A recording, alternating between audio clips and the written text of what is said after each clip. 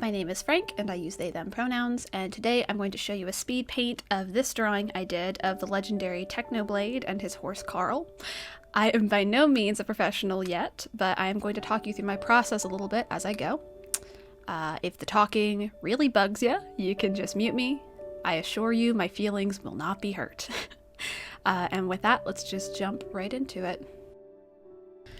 Generally the way that I work is I will start with a base sketch that is just a lot of like very, very broad shapes, trying not to stay, too committed to anything.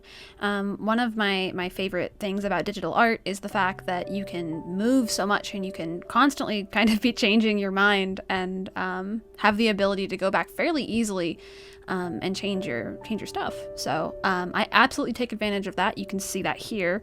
I'm always cutting things and moving them around. But yeah, don't be afraid to do that. When I'm working traditionally, I absolutely this isn't something that you have when you work traditionally. I tend to do a lot more planning in my sketchbook before I work on a piece. I'll do a lot more thumbnails.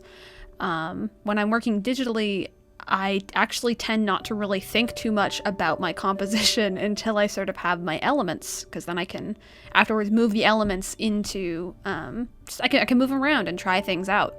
I tend not to really focus too much on my cropping or anything until the very, very end. I usually end up with multiple sizes or like versions of a piece.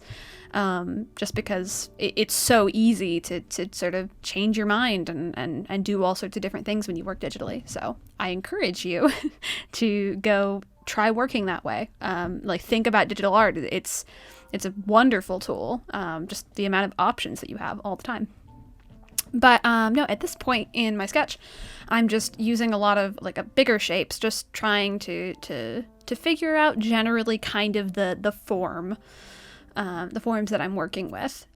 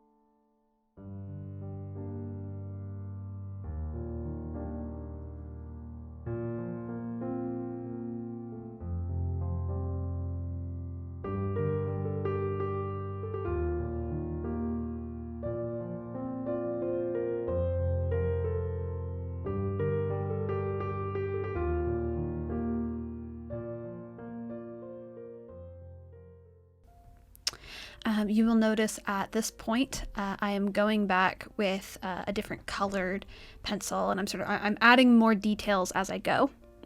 to my sketch. I do most of my heavy lifting, honestly, for the drawing at the sketch stage. I know there are some people that can just jump right in with drapery and like really complex emotion and everything just right off the bat. I'm definitely not one of those people. I work from less detailed to more detailed just because it's easier for me to sort of figure out what exactly is happening and really check myself along the way. But yeah, no, so I think about this a lot. I was in a life drawing class and we were working on still lifes and everything, and I drew the most beautiful lantern. There was this great lantern they had set up for us, and it was some wood and some other things around it to really set the scene. And I drew just the most beautiful lantern ever. And then I stepped back away from my large drawing board, and then I looked at all of it, and I realized that I had this really great lantern that just did not look at all in proportion or look at all correct next to everything else. So yeah, no, obviously I guess I wouldn't really have that problem with digital art because I could just cut it and then make it larger, but I would argue, you know, that the same kind of principles still apply here. You want to work less detailed and then get more detailed. It's a lot easier to fix things along the way than it is to have to go all the way back and change something fundamentally.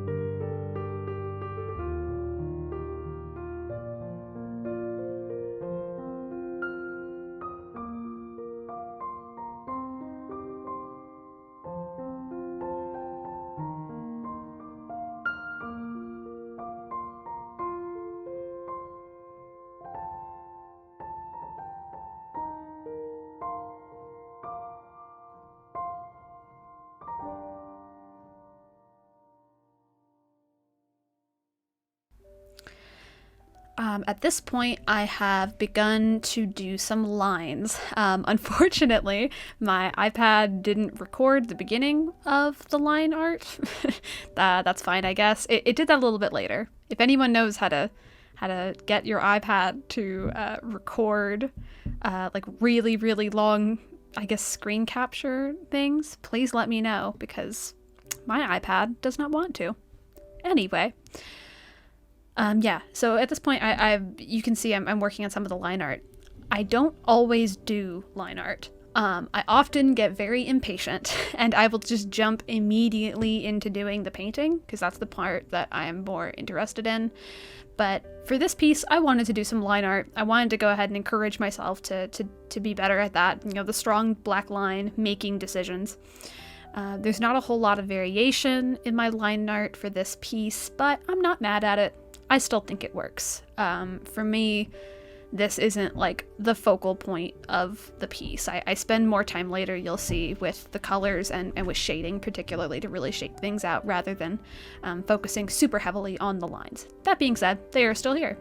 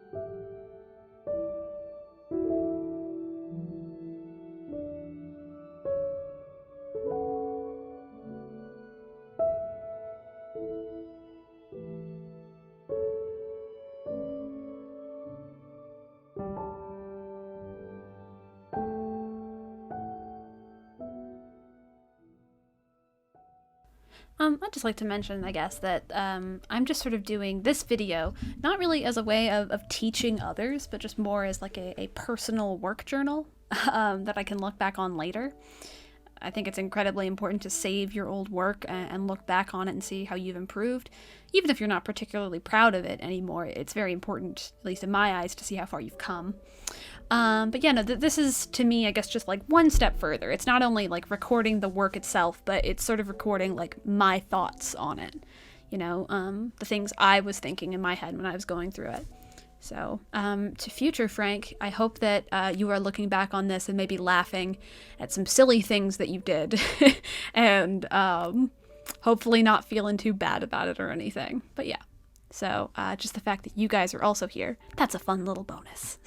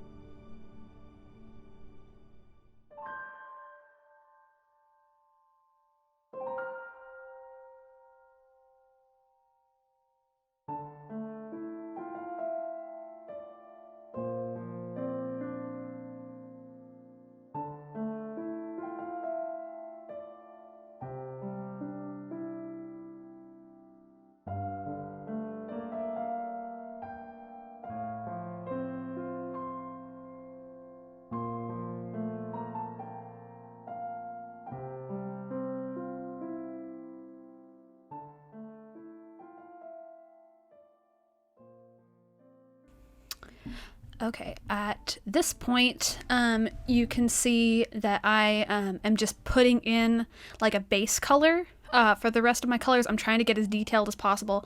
I have this split up, so I have one little like color block for Techno that's on one layer, then I have another one for the body of Carl that's on another layer, and then I have one that is specifically for all of the tack and armor for Carl.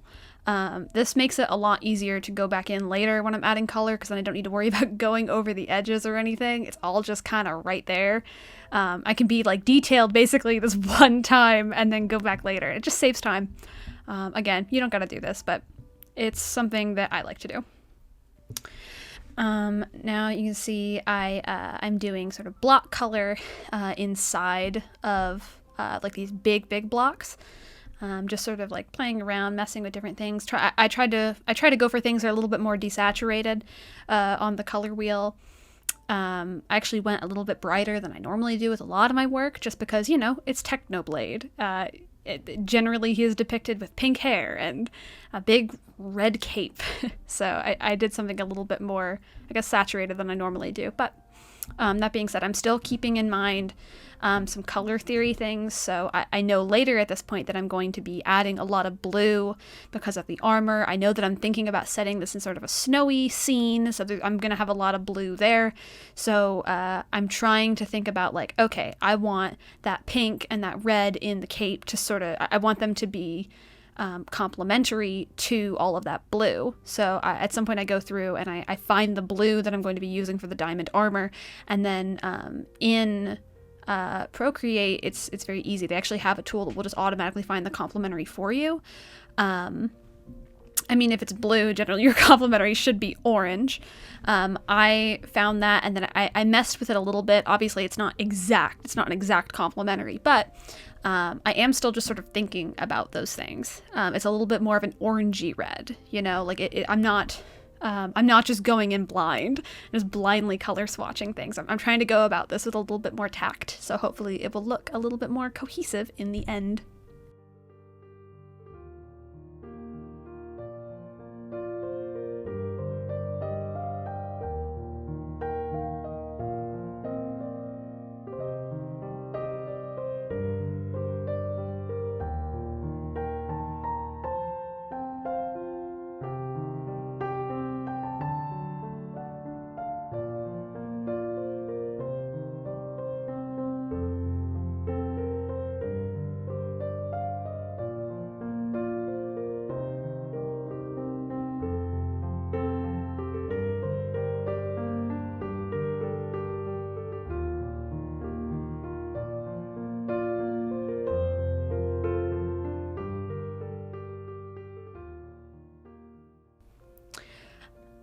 At this point, you'll also notice that I colored some of my line art as I went. I just did that with a clipping mask, so that way I can very easily go back if I want to and change things. I really only started using clipping masks recently. You also notice I'm doing all of like the coloring over top of the base with a clipping mask. I used to just do alpha locks. I have no idea why. Obviously, I'll still use those for certain things, but if you have the space in your document to spare, sort of like if you're working on something super large, you might just not have the space. It'll be too large of a file to do too many additional layers. But if you can, I highly recommend using clipping masks to sort of build up your color like this. It's I really like it. I'm a big fan. I do this later for the shading as well. I just use a lot of clipping masks in this piece. Okay, so now we sort of are looking at the shading, which is something that is very important. I don't do any sort of like block shading in this. I have sort of changed up the way that I shade every time I do something, but this is kind of vaguely how I go about it in every piece. I will lay down where most of the shadow needs to be, and then I will smudge it a little bit until I think it looks natural. So, because I mean, the closer something is to a light source, the harsher the shadow will be, and the further away it is, the softer it'll be. Also, of course, if something is rounded, you know, I mean, like human beings, we're not blocky. Like we have rounded edges and everything. Like I'm working with fabric in here, you know, like it's not going to be a super harsh edge. Things are going to be a little bit softer with your shading. So I tend to do that just by laying down color and then smudging it. But you know, before I even get into like the super detailed shading, I try to just like very vaguely figure out where my light source is. So I'll lay down some very broad shading. I think with the, I'm trying to remember what tool I used. I believed it was like the soft airbrush one. Just to sort of lay in like the largest shadow, and then any shadow I do on top of that will then of course just feel, you know, a lot stronger. So I recommend doing that first. Just sort of like it adds a lot more depth. I feel like when I do this, it makes it feel a little bit more almost like Baroque. Like the really harsh shadows. I mean, like I'm not really doing these super harsh shadows, but it definitely makes everything feel like it pops a little bit more rather than going directly into the harsh, sort of like detailed shading, just doing something broader first.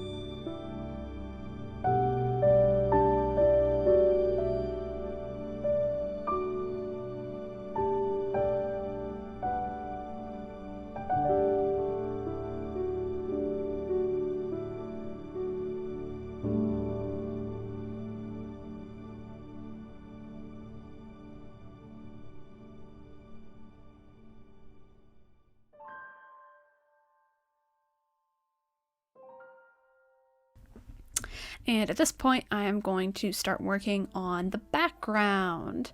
The background, I mean, like, it literally sets the scene.